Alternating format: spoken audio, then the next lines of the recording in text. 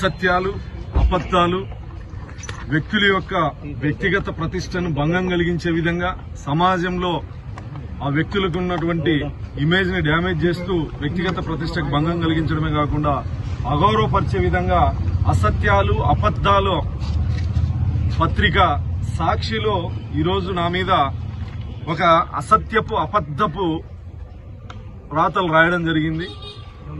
MLA MS రాజు అనుచరుల దౌర్జన్యం అని. ఎవరో పిల్లోళ్ళు ఎక్కడో ధర్నా చేస్తా ఉంటే ఆ ధర్నా దగ్గర ఇంకొక ఆర్గనైజేషన్ వాళ్ళు ఏదో మాట్లాడితే వీడియోలో గాని, ధర్నా చేసినటువంటి అబ్బాయి యొక్క స్టేట్మెంట్ లో గాని, ఆ సరౌండింగ్స్ లో గాని, పోలీసుల సమక్షంలో గాని ఎక్కడా నా పేరు ఉచ్చరించకపోయినా కేవలం ఎస్సీ డిపార్ట్మెంట్ దగ్గర ధర్నా ఇష్యూ జరిగితే ఎమ్మెల్యే ఎంఎస్ రాజు అనుచరుల దౌర్జన్యం అని చెప్పి రాయడం జరిగింది. ఈ ధర్నా ఎటు పోయిందో, వాళ్ళు ఎక్కడ ఎవరెవరు ఉన్నారో అదంతా ఎటు పోయిందో గానీ మొత్తం నా గురించే.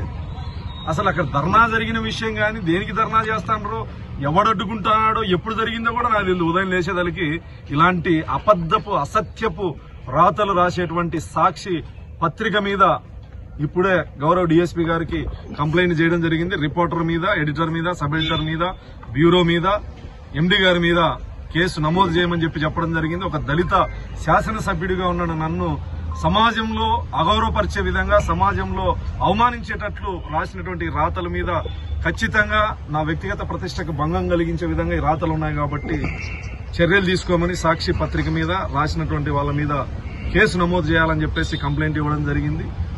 గెలిచిన రోజు నుంచి ఈ రోజు వరకు అనేక సార్లు రాసిన ఏదో మారుతారులే అని అనుకుంటే ఈరోజు నాకు ఎటువంటి సంబంధం లేని ఇష్యూ, నా ప్రమేయం లేనటువంటి ఇష్యూ, నా జిల్లా కాదు ఇది, నేనున్న నివాసం, ఇక్కడ ఏం జరిగిందో కూడా నాకు తెలియదు, నేను పట్టించుకోలే, అసలు వీళ్ళెవరో కూడా నాకు తెలియదు.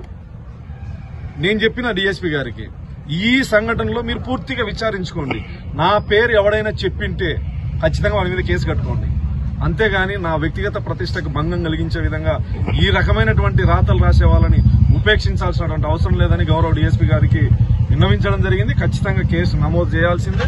దీన్ని నేను ఇప్పుడే హోంమంత్రి గారికి, స్టేట్ ఎస్సీ కమిషన్ కి, శాసనసభ కమిషన్ కి ఖచ్చితంగా పంపించి కేసు నమోదు చేసేంత వరకు వదిలిపెట్టే ప్రసక్తి లేదని చెప్పి సందర్భంగా